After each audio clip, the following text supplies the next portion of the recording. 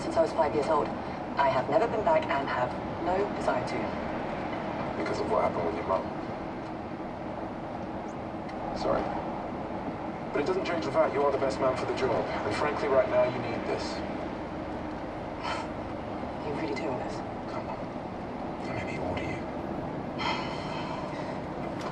Yes, boss. That was significant, that moment, wasn't it? You correcting him about where he believed you were from and the reason why you were going onto that trip, onto that specific job. Yeah, it was a really wonderful moment in the script where originally it was more minimalized than that. It was sort of, you know, I don't even think she really talked about it, and I just thought, what a wonderful moment to call something out that happens to everyone of color or of, you know. So you decided that you wanted to bring that particular issue to the fore? I suppose it was an issue, but then you decided to... Yeah, I decided to make more of it. I thought, well, let's emphasize this because I think this is something that people experience all the time, and what a wonderful platform for her to actually be like, are you know, what are you doing? That you're just thinking that because I look like this, I'm your ambassador for Asia. And, you know, what was so wonderful about the production, the writer, and Pete Dowling and Bad Wolf was that they really embraced that, and they saw that moment, an opportunity, and thought, let us actually unpack that and say it, because it's things like this that need to be said. Was it difficult for you to come to that decision to I suppose give some insight to the audience into the nuance of being an actor of East Asian heritage? Or to put that line in, or to make that moment? No, it was really easy. Really? I really wanted to do that. You've always done that. Is that something that's always been within you to, I suppose, stand in your truth? Or is that something that you've developed over the years? It's a bit of both. I think I've always been someone that couldn't not speak out, much to my parents' chagrin. And then I studied law, and it basically was 3 years of training you how to speak out, which was the best boot camp ever.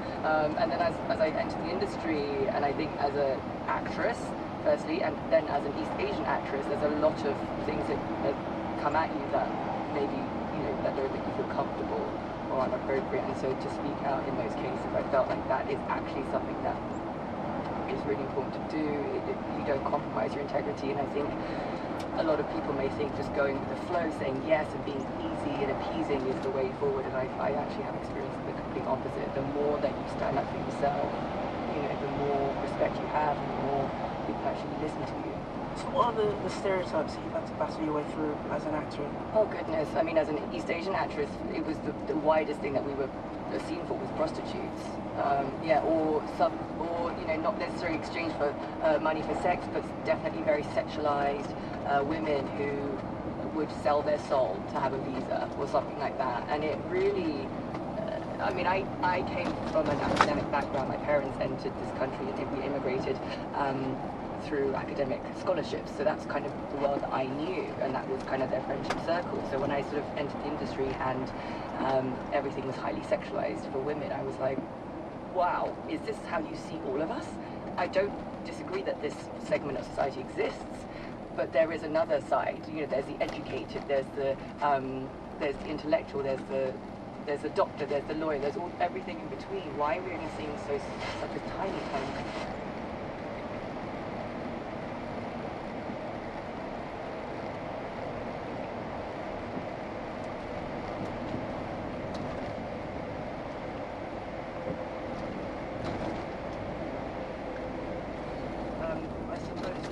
groundbreaking because representation there was more nuance in the way East Asian actors and actresses were represented.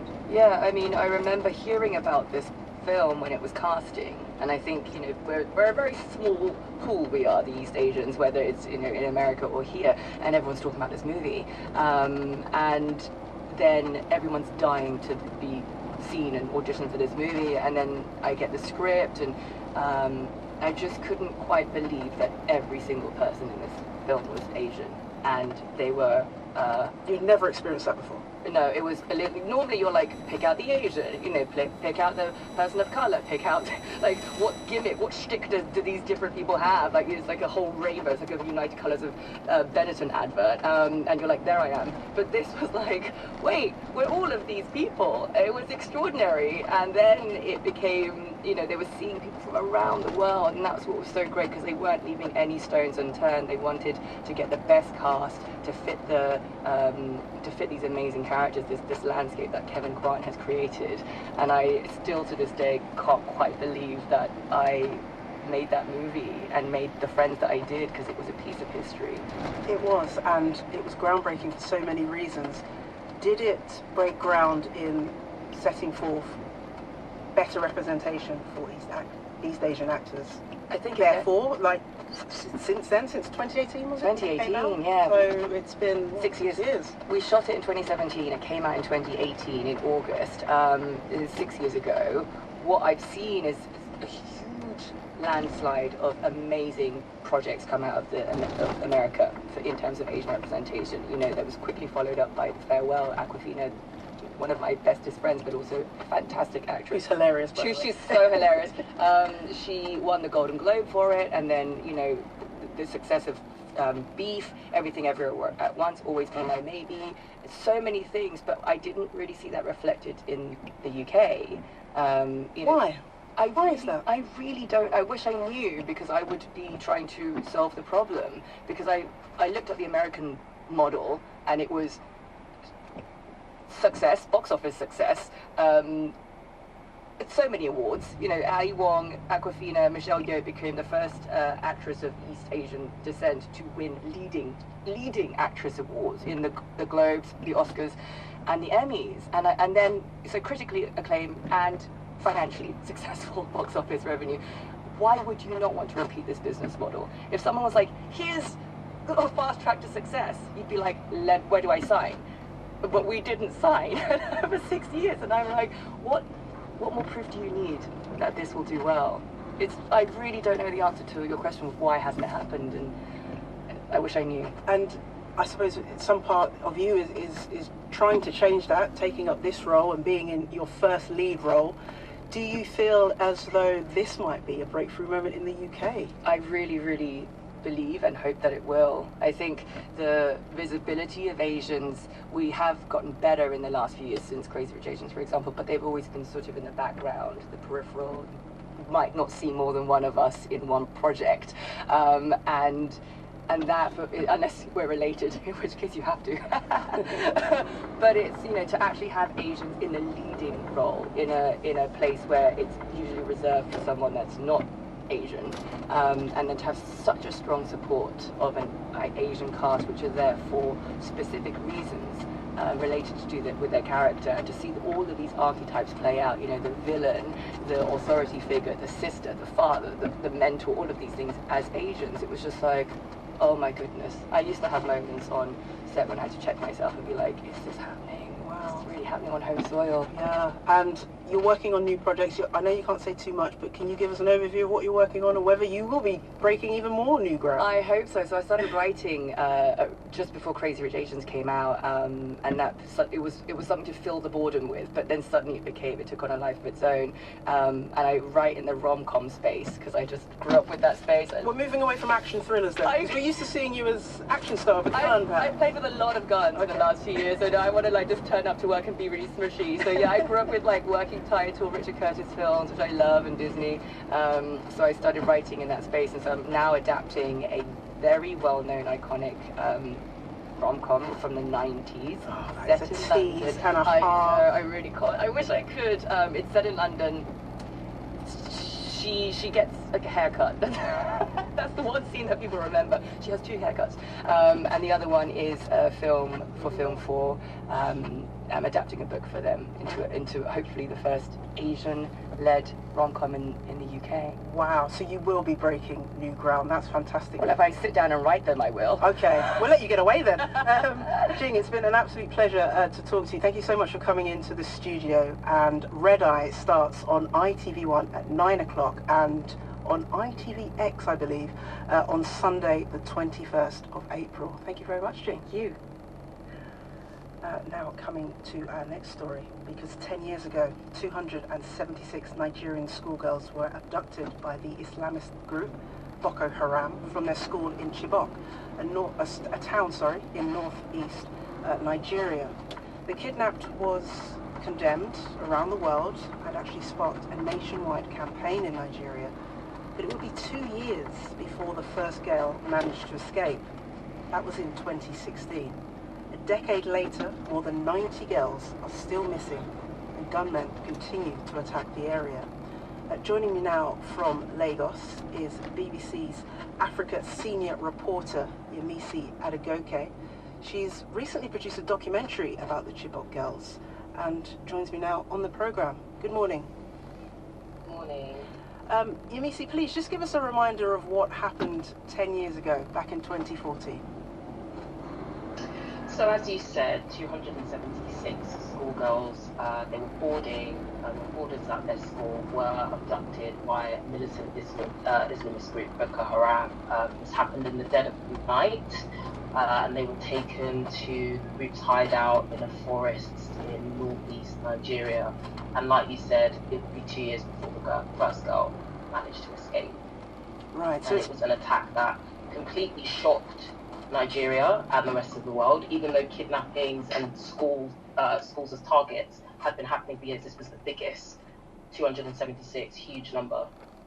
And you've in your documentary, spoken to some of the young girls that managed to escape. What is life like for them today? How are they doing? It's a really mixed bag, and unfortunately a lot of them are struggling. I spoke to the first girl who managed to escape in 2016. Her name is Amina. She now lives in another town in northeast Nigeria with a daughter. Like many girls who were abducted by the group, she was forced to marry a Boko Haram fighter, and she gave birth to a daughter who she lives with now. She is a student at the American University of Nigeria, but she's spoken about her struggles with education since. She only gets about £12 a month to support herself and her child. She's very grateful to be out, but life remains a daily struggle for her. I spoke to another girl who escaped more recently, so she's currently in government housing, and we had to speak to her under the condition of anonymity, and she spoke about the really difficult times that she's having. The government did not want her to speak to journalists, and she spoke about a lack of food, a lack of basic necessities, having her movements controlled by security.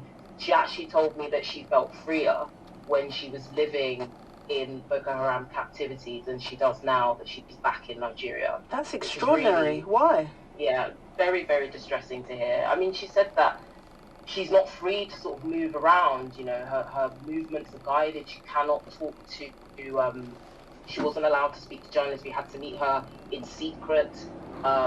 She's really struggling to get food and basic things to take care of herself. The security, she said, sometimes lock the girls out at will if they come back to the accommodation after their curfew. I mean, we put all these claims to the state government, and they said, you know, they denied mistreating the girls, but you know, the way she spoke, it was quite harrowing to hear her say something like that, because this was a group that obviously subjected these girls to, you know, forced marriage and beatings and all sorts, and she's saying that she felt freer there. So really, really difficult stories we're hearing from a lot of the girls. So the government are counteracting their claims. They're saying that is not true. That is not a true, full account of what is happening. Yes, that's what they said in that particular case. There are different girls that come out at different times. They said in this specific case that they don't recognise that assessment, that they don't mistreat the girls.